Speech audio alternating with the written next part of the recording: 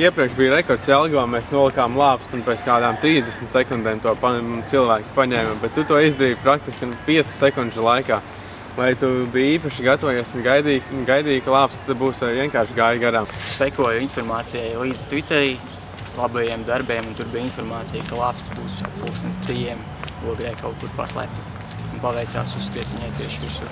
Gāju pa ielu, domāju, jūs pie Lāča būsiet. Tur vēl nebijāt, turpināju iet un uzskrēju virsū. Tu pats esi no Ogres? Nē, es no Jumpils, Ogres rajonā.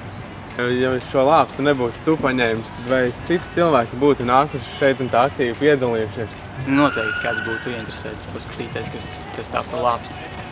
Vai tu kādreiz esi piedalījies labajos darbos, balsojis vai pats iesniedzis projektu? Esmu gan balsojis, gan iesniedzis projektu, bet projekts neguva finansiālu atbalstu. Tas bija atbalsts jaunajiem mūziķiem aparatūras iegādē.